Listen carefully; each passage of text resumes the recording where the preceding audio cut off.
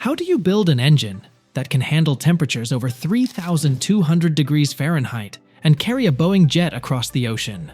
Sounds like science fiction, right? But this is the reality of modern engineering. Imagine this. Every single part, from turbine blades to combustion chambers, is crafted with micrometer precision. Metals that don't melt under extreme heat and 3D printing that's changing the game.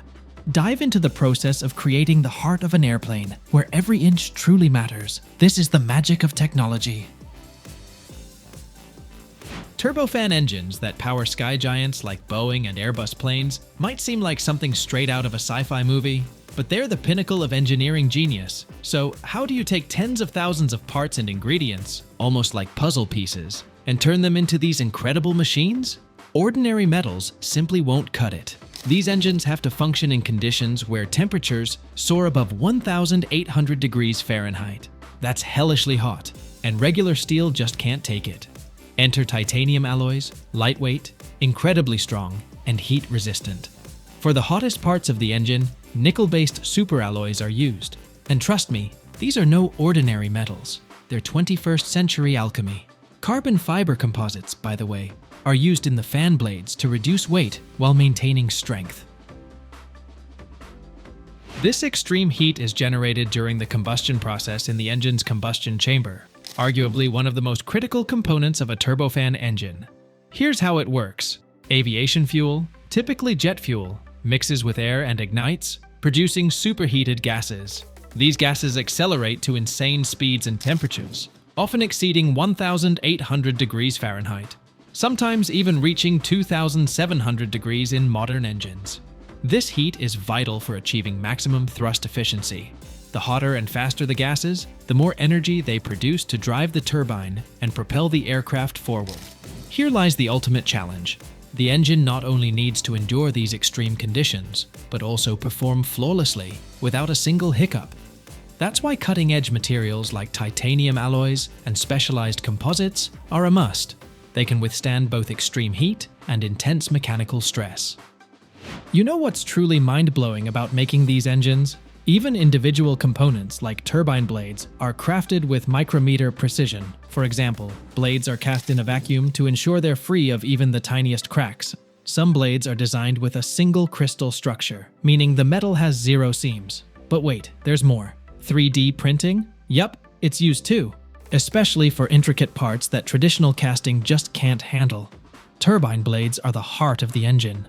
They operate in the hottest zone, converting the energy from the hot gases into rotational movement. First, a wax model of the blade is created. It's almost like artistic sculpting. Only here, precision down to micrometers is crucial. This wax model is then dipped into a special ceramic solution, which hardens into a strong mold. The wax inside is melted away, leaving a perfect cast for the blade.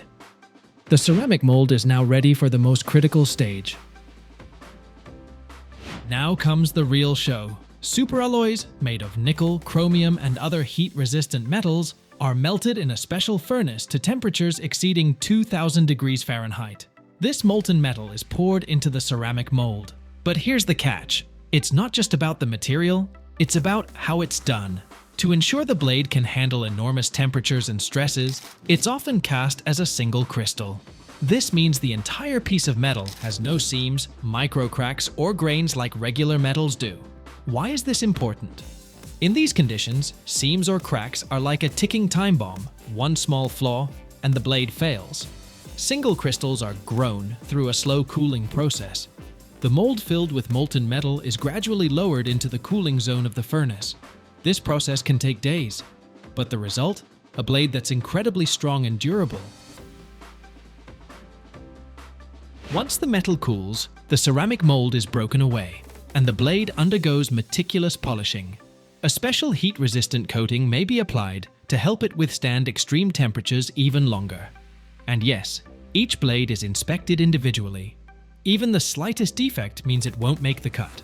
Fuel nozzles, combustion chamber parts, or even compressor blades in aviation are often made using 3D printing. For instance, GE Aviation prints fuel nozzles for its engines that are 25% lighter, but 5 times stronger than traditional ones. Layer by layer, using powder and light, components are created that make planes fly faster, farther, and more efficiently. First, engineers create a digital 3D model of the part with maximum precision. Every curve and cavity matters. Why? Because these components often operate in environments where even a millimeter can make all the difference, from engine efficiency to reliability.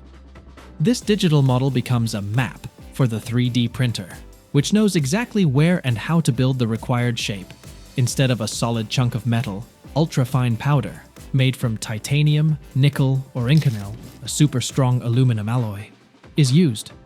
It looks like sand, but the particles are so tiny they're almost invisible to the naked eye.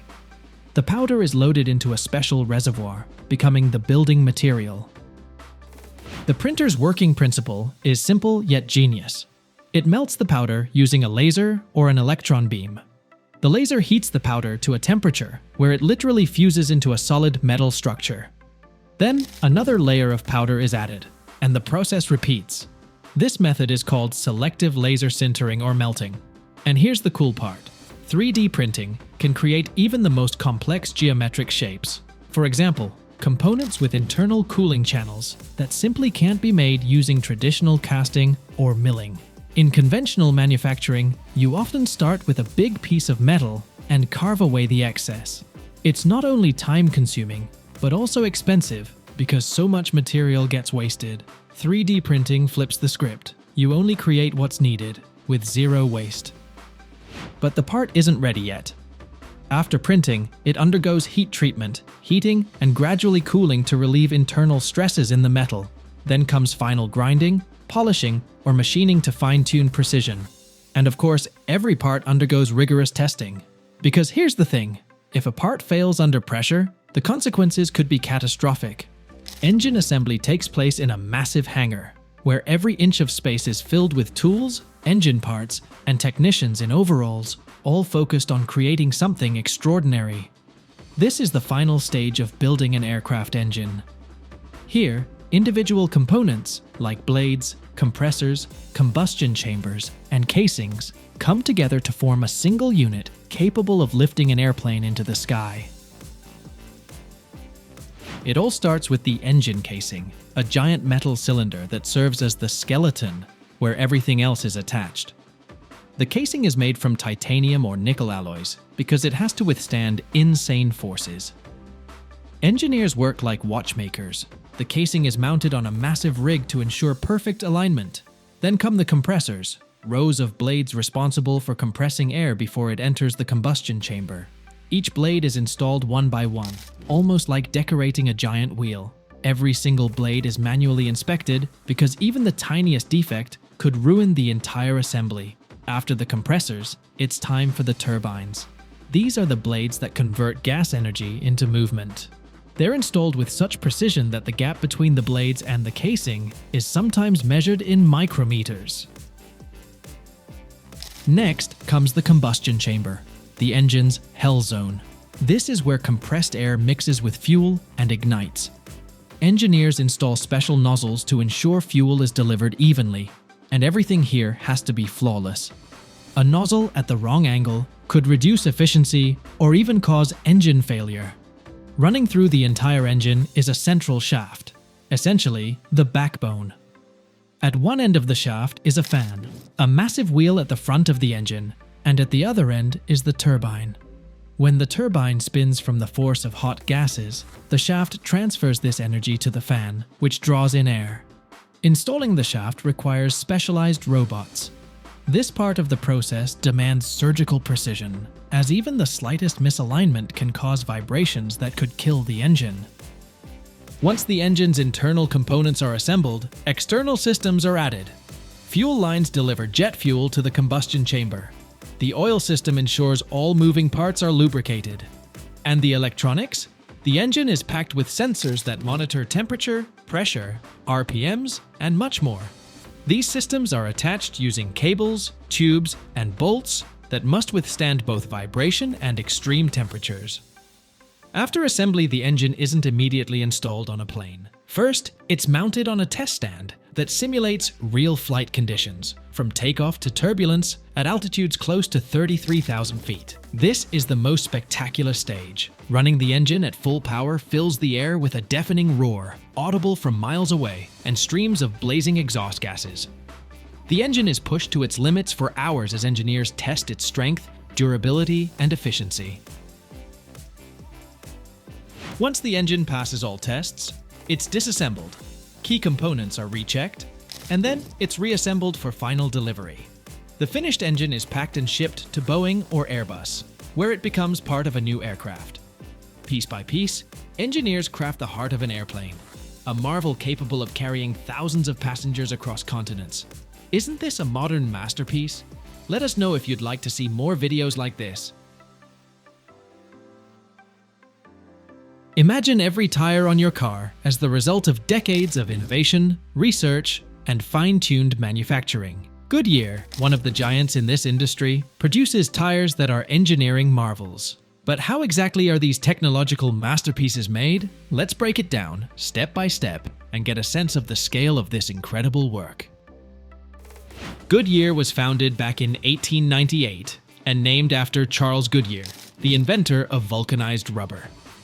The production of Goodyear tires begins with carefully selected raw materials. The key ingredient, of course, is rubber. But not just any rubber you'd find in a forest. This is a complex material made from natural rubber and synthetic substitutes. Natural rubber is harvested from the sap of hevea trees grown in tropical regions. This sap is called latex, a familiar term, right? The main suppliers of natural rubber are countries in Southeast Asia, like Thailand, Indonesia, Vietnam, and Malaysia. To collect the sap, neat cuts are made on the bark of hevea trees, similar to how maple syrup is gathered. Latex slowly oozes out and is collected in small containers attached to the tree trunk. A single tree produces only a small amount of latex daily, so plantations are packed with thousands of trees. Initially, latex has a liquid consistency and needs processing. Acids are added to it, causing the latex to coagulate into an elastic mass. Typically, formic acid is used. Yes, formic acid. Sounds surprising, doesn't it? The name dates back to the 1700s, when scientists first extracted this acid from ants. Back then, chemists boiled ants and discovered a liquid with peculiar properties. It turned out to be an acid that many insects, including ants and bees, use as a natural defense mechanism. Today, no one harvests formic acid from ants anymore. Instead, it's synthesized on an industrial scale from chemicals like methanol or carbon monoxide using modern technology. This method is way more efficient than collecting it from insects. Formic acid works perfectly for latex processing because it's non-toxic in small amounts. It easily coagulates the protein molecules in latex, turning the liquid into a solid elastic mass. Plus, it dissolves in water, making it easy to wash away any residue after treatment. After adding the acid, the resulting material is pressed into blocks or rolls and dried. This process significantly reduces its volume for easier transportation. The dried rubber is shipped to factories worldwide. For Goodyear, this includes plants in the United States, Germany, China, and other countries. The rubber is transported by sea in large bales that are easy to store and use in tire production. This covers natural rubber, but how do they make the synthetic kind for tires? Synthetic rubber is an artificially created material made from petroleum products. Its main component is butadiene, a chemical derived from gases left over after refining oil or natural gas. Butadiene, along with other chemicals like styrene, undergoes a process called polymerization. This chemical reaction links molecules into long chains, creating a material with high elasticity.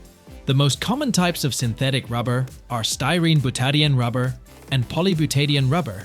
To give synthetic rubber the properties needed for tires, such as strength, wear resistance, and temperature resilience, special additives are mixed in, like carbon black or silica, and plasticizers. Synthetic rubber is produced on a large industrial scale and shipped to factories in the form of granules, rolls, or preformed blocks. At Goodyear's factories, a rubber compound is created by combining the best qualities of both natural and synthetic rubbers. The rubbers are weighed precisely according to formulas tailored to specific tire models. In massive industrial mixers, the rubbers are blended with other ingredients: carbon black, silica, sulfur, oils, and chemical additives. Think of it like making dough, but under high pressure and heat. During mixing, the rubber turns into a thick black paste. This stage is crucial because it defines the tire's future characteristics: grip, durability, and temperature resistance. The mixture is repeatedly needed to ensure all components are evenly distributed. This guarantees uniformity in the final rubber. After mixing, the material is cooled and formed into large sheets, which are then cut into pieces for further tire production. The process of cutting rubber sheets at the factory is truly impressive in scale. This isn't done with kitchen knives, but with massive industrial machines that work with the precision of jewelers, but on a factory-wide scale. The thickness of the rubber sheets varies depending on the part of the tire they're meant for.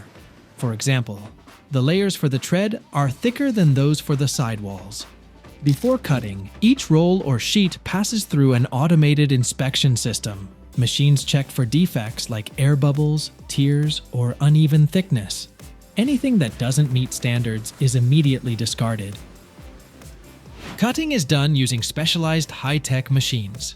Rotary knives, resembling spinning discs, effortlessly slice through the rubber, creating perfectly straight strips. Lasers, the most advanced technology, can cut rubber without physical contact, ensuring extraordinary precision. The laser beam literally melts the material at the desired spot, leaving a flawlessly smooth edge. Depending on the production stage, sheets may be cut into long, narrow strips for tire reinforcement or left in large pieces for the tread. Everything is programmed, and parameters are automatically adjusted based on the type of tire being made. After cutting, materials are sorted by type and size. Strips are rolled up, and sheets are stacked. All of this is transported to the next department for tire assembly. Each machine processes thousands of feet of rubber daily. Powerful engines roar, knives spin at incredible speeds, and workers monitor everything through computers. This conveyor never stops, producing hundreds of tires every hour. It's like surgery on an industrial scale. Everything must be flawlessly precise to ensure the finished tire is safe and high quality. Goodyear is one of the world's leading tire manufacturers, with production facilities in 22 countries and 52 factories.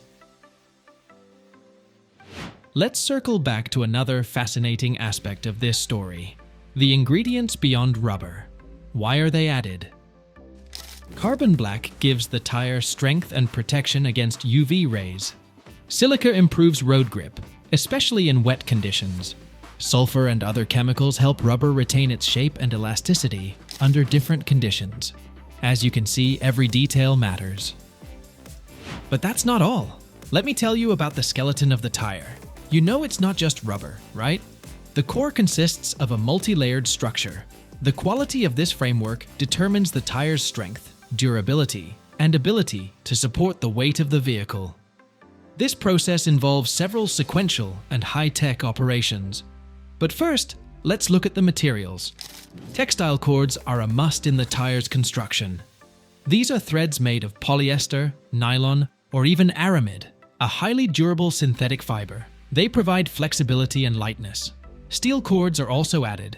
These are thin yet incredibly strong metal wires that give the framework rigidity and the ability to withstand heavy loads. Rubber acts as the bonding material between the layers of cord, creating a strong yet elastic structure. Cords pass through specialized machines that evenly coat them with rubber. This binds the fibers together, protects the textile or metal from moisture and corrosion, and ensures a strong bond with other rubber layers during vulcanization. This process is incredibly precise. If the rubber layer is too thick or too thin, it could compromise the tire's safety. Next comes the breaker. This part of the framework lies between the tread and the tire's core. Its job is to distribute the load across the tire and protect it from punctures. The breaker is made of multiple layers of steel cord laid at specific angles. Each layer is cut to a template and laid out in a precise sequence on specialized drums. The angles are computer-controlled to achieve the desired characteristics. The main framework is assembled on a special building drum that rotates, allowing all layers to be evenly laid out. First, textile layers are added for flexibility. Then, metal wire rings are added to form rigid sidewalls. These rings help the tire stay firmly on the rim. The tire bead, its inner edge that contacts the wheel, must be extremely strong. The bead ring is made from multi-layered steel strips coated in rubber. Side layers of rubber are added to the main framework to protect the tire from damage. This entire sandwich is secured on the drum using pressure and heat. Hey bro! Today, we're diving headfirst into the wild world of money. Straight to the US Bureau of Engraving and Printing. That's the spot where real deal dollars are born. The ones that end up in people's pockets and keep the global economy humming. But listen, these aren't just some random pieces of paper with numbers slapped on them. Every bill is a legit masterpiece, packed with cutting-edge tech. We're about to uncover the secrets behind that one-of-a-kind paper, the mind-blowing microscopic details, and the top-tier security features that make the dollar untouchable. You ready? Let's roll. This is gonna be epic. First off, forget about regular paper. Dollars are printed on some next-level stuff made by Crane and Company. This isn't your basic white office paper. It's a cotton linen blend with a unique texture that's totally different from the usual. That's why dollars have that crisp crinkle and last way longer. The material is 75% cotton and 25% linen, with tiny colored fibers woven in that you can only spot under a microscope. Plus, the paper is packed with watermarks and embedded security threads, making it nearly impossible to fake. This paper gets delivered in massive rolls, each one guarded like it's gold. And boom, that's step one in the battle against counterfeiters. Now we're stepping into the engraving department, the place where the magic happens and the main design for each bill is born. This is where artists, known as engravers, carve out the intricate designs and portraits by hand on metal plates with jaw-dropping precision. Take those iconic presidential portraits, like George Washington on the $1 bill or Benjamin Franklin on the $100 bill. They're painstakingly recreated from photographs. And those lines that look straight? They're actually made up of microscopic details. That's another layer of protection. No regular printers pulling that off. Feeling a little outclassed? Don't sweat it. This stuff is straight up genius. Next up, we're heading into the heart of the factory, where the real magic of printing goes down. Check out those massive printing machines using the intaglio technique. That's fancy talk for deep engraving. Here's how it works.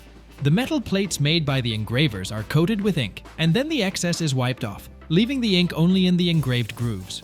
The paper is then pressed onto the plate under insane pressure, transferring the ink onto it. Thanks to intaglio printing, certain features on the bills, like the portraits, have a raised texture you can actually feel. How cool is that touchable detail? This process happens multiple times because dollars are printed in layers. First comes the black ink, then green, and finally, other security features are added. Every year, they crank out about 7 billion bills here, with 95% replacing old or worn-out cash. Oh, and the ink? It's so tough that even if you bury a dollar bill for 20 years, you'd still be able to recognize it. In today's world, where counterfeiters are getting slicker by the day, money has to level up with serious protection. For instance, there's microprinting, tiny text you can only see with a magnifying glass, added around portraits or borders of bills. It's so small and detailed, it's practically impossible to fake. Then there are those special security threads embedded in the paper. Under ultraviolet light, these threads glow in different colors depending on the bill's value. For example, $5 glow blue, while $100 shine pink. And let's not forget the $100 bill. It's loaded with high-tech features like 3D holograms that shift and change depending on the angle you look at them. How's that for next-level security? Next stop, the offset printing section. This is where those background images, like the green and golden hues you see on dollars, are added. It's the second line of defense. Intricate patterns and color gradients that are almost impossible to replicate with basic tools. Rolls of future cash spin on cylinders, feeding into the printing machine. Once the ink is applied, the rolls are cut into sheets of the perfect size. Fun fact, a dollar bill lasts on average 5 to 8 years before it's retired.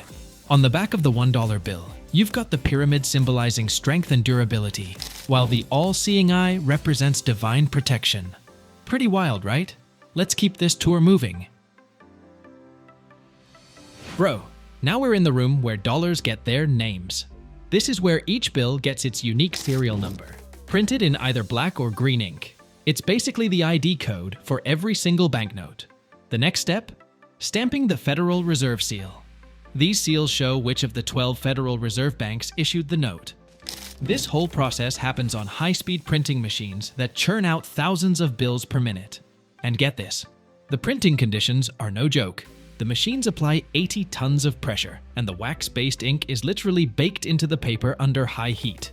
The ink is specially designed to resist wear and tear, even something as wild as going through the wash.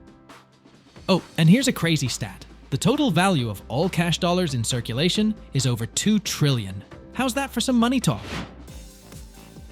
Before dollars leave the factory, they go through some hardcore quality control. High-tech scanners check every single bill for defects. Blurry ink, damaged paper, or misaligned designs. If there's any mistake, the bill is pulled out of circulation immediately. The ones that pass, they're neatly packed into stacks of 100 bills.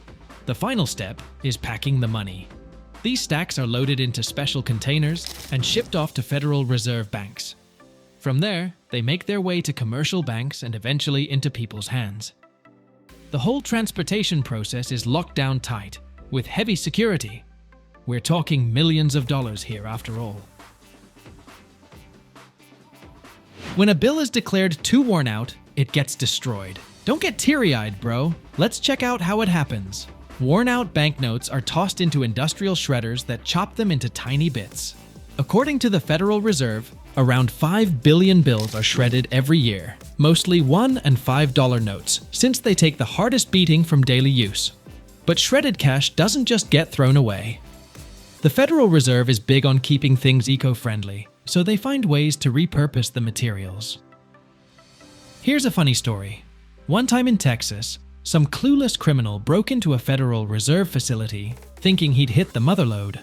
Instead of stacks of cash, though, he walked off with a giant bag of shredded money. Thinking he'd scored big, he dragged his loot home. Spoiler alert, shredded cash is worth zilch. The guy got caught within a day. Tough luck for him, but at least we got a good laugh out of it.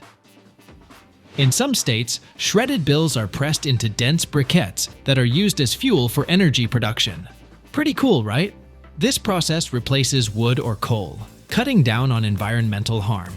In areas with the right tech, the shredded cash can even be turned into compost, since cotton linen paper is biodegradable. Yeah, money literally gets buried in the ground. A portion of the shredded banknotes is also repurposed into souvenirs. For example, they're packed into clear balls or boxes and sold to tourists at gift shops in the Bureau of Engraving and Printing. It's a unique way to hold a piece of money history in your hand. So, how about it, bro? Want to snag a chunk of chopped up cash for your shelf? Destroying large sums of cash is a whole other level of operation. When entire series of banknotes are pulled from circulation due to design updates or new security features, the disposal process gets even more intense. The old bills are transported in armored vehicles under strict surveillance, and every step of the destruction process is carefully documented to make sure not a single bill ends up in the wrong hands. This massive operation is actually cost-effective in the long run. For instance, according to the Federal Reserve, the cost of destroying a single bill is just 0.03 of a cent, thanks to automation. Every day, up to 200 tons of banknotes are shredded across the US. Even the machines used to destroy bills are guarded as tightly as the money still in circulation. It's a big deal, but hey, with that kind of precision, counterfeiters don't stand a chance. When it comes to durability, $1 bills last about 6.5 years on average, while $100 bills can stay in circulation for up to 22 years since they're handled less often. Not bad, bro, especially when you compare it to the lifespan of large denomination euro bills, which is only about 5 years. So, how do they decide when it's time to retire a bill? That's where the Federal Reserve's specialized machines come in. These machines assess the condition of banknotes and flag the ones too worn for circulation. But here's the kicker: the actual disposal doesn't happen at the same place as the printing. The Bureau of Engraving and Printing only destroys defective bills that pop up during production. For example, if the ink isn't applied evenly or the paper gets damaged, those bills are immediately shredded. Quality control on point, right? A few years back, a group of criminals in the US decided to rob an armored truck carrying cash. They planned the heist down to the last detail, but they picked the wrong moment to strike. Instead of shiny fresh bills, the truck was hauling worn-out banknotes headed for destruction. The plan might have seemed genius at first, but the payoff? Practically worthless. Talk about a major flop. Then there's the classic case of the thief who tried to snatch some cash from a bank. In his rush to get out, he grabbed a bag full of bills, completely clueless that it was rigged with die packs. The second he stepped out of the bank, boom! The capsule exploded, covering both the cash and the crook in bright, unmistakable dye. Those bills became totally useless, and the mastermind left a literal trail of evidence straight to where the cops nabbed him. Honestly, I bet that trail wasn't just bright red or purple. There was probably a little brown in the mix too. Not that the press would mention that part. Did you know that the world's largest mozzarella producer uses 5 million pounds of milk every day? This massive operation ensures that every drop of milk undergoes strict quality control. In this video, we reveal the secrets behind this enormous production process, where mozzarella is stretched to the perfect texture through machinery worth millions of dollars. Want to see how ordinary milk transforms into a true cheesy masterpiece? Don't miss a single second. Milk is the primary ingredient for producing mozzarella. Leprino Foods partners with local farmers and dairy cooperatives who supply fresh milk in optimal volumes. To ensure consistent quality, the company sources milk primarily from regions close to its production facilities. This minimizes transportation time and preserves the milk's freshness. Suppliers go through a rigorous selection and monitoring process, as every batch of milk must meet Leprino Foods quality standards. Each shipment is tested for contaminants, bacterial levels, and key factors like fat and protein content, which are essential for mozzarella production. Any milk that doesn't meet quality standards is rejected. Milk is delivered to the plant in large refrigerated tankers that keep it at low temperatures to maintain freshness. Once the tankers arrive, they connect to the milk intake system, which pumps the milk into large storage tanks. These cooled tanks hold the milk at around 39 degrees Fahrenheit to prevent spoilage until it's ready for pasteurization. Each tank, capable of holding thousands of gallons, is monitored by automatic temperature control systems. From these tanks, the milk is automatically transferred to pasteurization units, requiring no manual handling, as pumps and pipelines ensure its safe transport. At large production facilities, pasteurizers are directly linked to the storage tanks to minimize the risk of microbial contamination. Inside the pasteurization unit, the milk is heated for 15 seconds in a standard high-temperature, short-time pasteurization process. This takes place in a heat exchanger, where the milk flows through a series of tubes surrounded by hot water or steam. After this brief heating, the milk is quickly cooled back to its original temperature in the same heat exchanger. Here, hot milk encounters cold water without mixing, which helps retain its freshness and nutritional quality. A key step in mozzarella production is the coagulation process, or curdling of the milk, which creates the foundation for the cheese. To achieve this, milk is combined with rennet, an enzyme that helps form curds. Additionally, bacterial cultures may be added to promote milk acidification, laying the groundwork for the cheese's flavor profile. After pasteurization, the milk is automatically transferred to cheese-making vats, large stainless steel tanks with smooth interiors for easy cleaning and sterilization. Once the milk is in the vats, an automated system adds rennet and bacterial cultures. These vats are equipped with automatic mixers or paddles that gently and evenly distribute the enzyme through the milk. Temperature control systems maintain the milk at an ideal temperature to support proper coagulation. After adding the rennet, the mixing stops and the milk rests for 30 to 40 minutes. During this time, the enzyme converts the milk protein, casein, into a dense mass of curds, the cheese base. I have to say, the smell at this stage is quite unique. It's intensely sour, almost hard to believe this will eventually become something edible. But as the process continues, the appearance improves, and the aroma turns more appetizing. The next step is whey separation. The cheese base is heated, which makes the curd denser and helps release the liquid faster. This whey is collected for further processing or repurposing into other dairy products. Now it's time to stretch the cheese. Yes, you heard that right. This is the key step in mozzarella production. At this stage, it actually has a rubbery texture. Traditionally, this stretching was done by hand, but at Leprino Foods, the process is fully mechanized. The cheese is placed in a specialized stretching machine, where it is continuously mixed and pulled by paddles or screw mechanisms that carefully stretch and fold it. The machine rotates slowly, giving the cheese a stretchy consistency without breaking down its structure. The screw mechanisms turn in different directions, which helps evenly distribute the proteins and gives the cheese a smooth texture. During the stretching process, cooled air is added to gradually stabilize the cheese and prevent overheating. This cooling step is also essential for achieving the perfect mozzarella texture. Stretching stops automatically when sensors indicate the right consistency. At this point, the cheese takes on an elastic structure and can be easily shaped into the desired form. Cheese can be shaped into various forms, like balls, blocks, and cubes on automated production lines. Let's look at the different processes. To make cheese balls, the cheese is fed into a specialized machine, where it is rolled between rotating discs or paddles that portion it into small sections and shape it into balls. The machine can adjust the size of the balls to create the desired dimensions, from tiny pearls to larger balls suitable for salads and appetizers. For larger cheese blocks, stretched cheese is placed in special rectangular molds. Within these molds, the cheese is compressed and then cooled to help it retain its shape. After cooling, the blocks are cut to specific sizes and packaged. To produce cheese cubes, the cheese is first formed into larger blocks, which are then sliced into small, uniform cubes by automated cutting machines.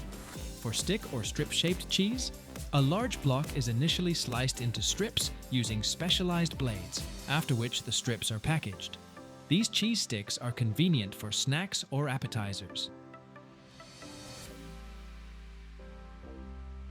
Next, we move on to salting mozzarella. This step impacts not only the flavor of the cheese, but also its texture and shelf life. First, a special brine solution is prepared, a concentrated mixture of water and salt at a specific concentration, maintained at a low temperature to prevent the cheese from softening. The solution is carefully stirred to ensure the salt dissolves evenly, creating a stable level of concentration. Depending on the shape, whether balls, blocks, or sticks, the cheese is transferred to the brining baths on a conveyor belt or in special containers. It is important for the cheese to be fully formed and stabilized before salting. Otherwise, it may lose its shape. The cheese is immersed in the brine solution in specialized brining tanks. These tanks may include a gentle mixing system to ensure that each piece of cheese is evenly coated by the solution. Salting takes between 15 and 30 minutes, depending on the size of the pieces, allowing the salt to penetrate the outer layers and give the cheese a mild, salty taste. Maintaining a consistent salt concentration and temperature in the bath is crucial to ensure quality salting. Automated control systems monitor the salt levels in the water and add salt as needed. Temperature is also regulated to prevent the cheese from softening or drying out excessively. Once the salting process is complete, the cheese is removed from the solution via conveyors and carefully dried.